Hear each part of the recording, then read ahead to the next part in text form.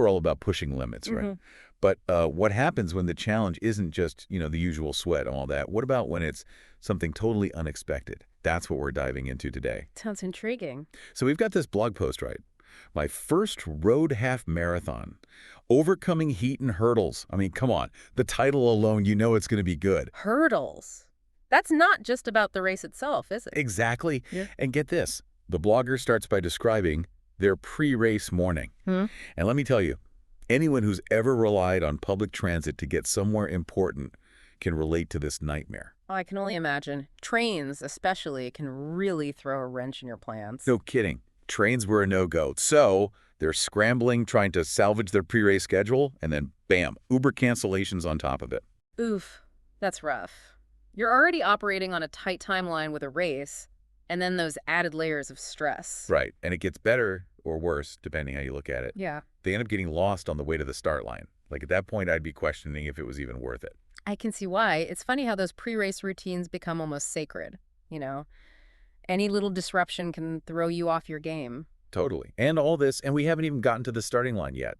But speaking of which, imagine the stress of not being able to find your running buddy in that massive crowd.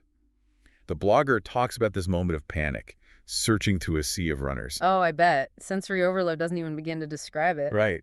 I mean, I start to get anxious just thinking about it. Thankfully, they did manage to connect right before the race, but talk about a stressful way to kick things off. Makes you wonder how much those early hiccups play into the mental game of the actual race, you know? For sure. Okay, so picture this. They're finally at the starting line, the energy's buzzing, and our blogger is laser focused on their goal. Finishing in under 2 hours. Ambitious, right? Especially for a first-timer. Right. And they even mention trying to negative split, which, as we all know, Can be a risky move. totally. And to make things even more interesting, remember, it's early September, and it turns out to be one of the hottest days of the year. Oh, boy. I see where this is going. Heat can be a real game changer during a race. You got that right. And the way the blogger describes it, it sounds like the organizers were totally unprepared for it. And with all that pre-race stress we talked about, I bet that heat really added another layer of difficulty. Oh, absolutely. I mean, the starting gun goes off, they're running, and at first, it seems like everything's going according to plan, Yeah. But as the miles tick by, that heat, it just keeps getting worse and worse. It's sneaky like that, isn't it? You start out and it's like, okay, warm day, no big deal. But then mile 8, mile 9 rolls around. Suddenly, you're running in a furnace. Exactly. And the blogger talks about how crazy crowded the water stations were. People were bumping into each other trying to grab cups. Some runners were even spilling water everywhere before they could even get a sip. I can only imagine. You've got dehydration setting in on top of everything else, electrolytes getting all out of whack. Plus that mental aspect, when you realize, I'm behind on my hydration, that can really throw you off. Oh, for sure. And get this. The blogger admits they weren't even hydrating enough in the first place. And they didn't have enough fuel, which, rookie mistake, right. Easy to do, but so crucial, especially in those later miles when your body's screaming for anything it can get. Talk about a recipe for disaster. Yeah. And it wasn't just them either. The blogger describes seeing other runners stumbling, some even collapsing. Ambulances started showing up.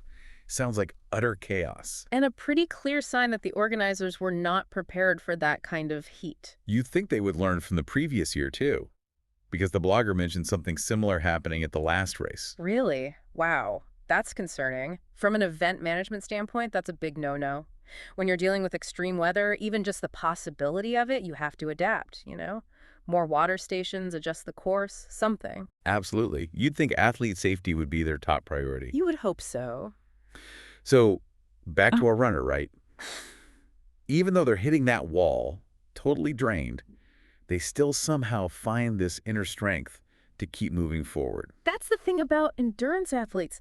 They've got this well of grit that's just unbelievable. Where does it even come from? I have no idea. Yeah. But I wish they'd bottle it up and sell it, right? Seriously. So they push through those last few kilometers, just absolutely determined to finish, even if it's not pretty. Sometimes that's what it comes down to, isn't it? Just crossing that finish line no matter what. Exactly.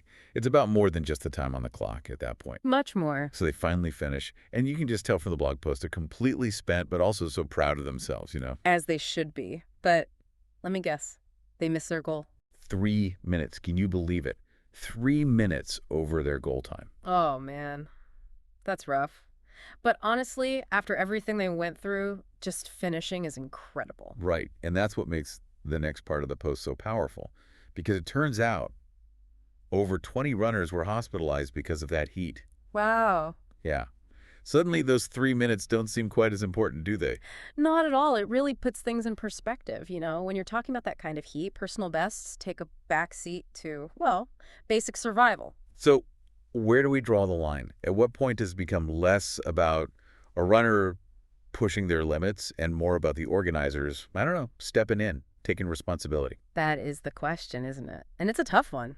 I mean, it's a tough one for sure. It is. Because as runners, we kind of sign up for a certain level of discomfort. Right. But yeah, when does it cross that line? When is it not okay? Right. Because you're trusting that the organizers have your back, though you've taken the necessary precautions. Absolutely. Especially with something as serious as extreme heat. Exactly. And like we were talking about before, the fact that something similar happened the previous year.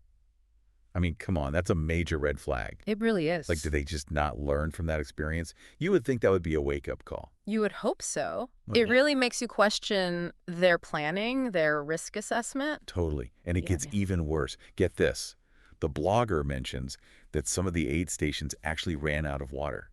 Can you believe that? No way. You're kidding. I'm serious. They ran out of water in that heat. How do you even come back from that? That's basic hydration, basic safety. Exactly. It's just unbelievable to me. It is. And you can tell from the comments, it's not just the blogger who feels this way. Right. So many other runners chiming in, sharing their own experiences, the heat, the lack of communication, the overall feeling that things just weren't handled well. There's something powerful about those shared experiences, though. There is. Even when it's something negative, like a shared struggle, it creates a sense of community. It does. It's like, hey, we were there. We survived that together.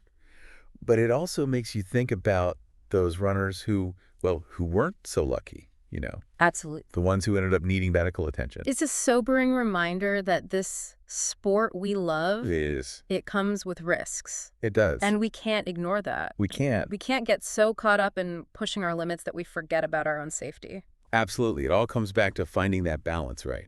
It does. Pushing yourself, yeah, but also knowing when to listen to your body, knowing when to say, okay, maybe this isn't my day. And knowing when to demand more from the people who are organizing these events. Exactly. Yeah. Because ultimately our health and well-being, that's got to come first. It has to.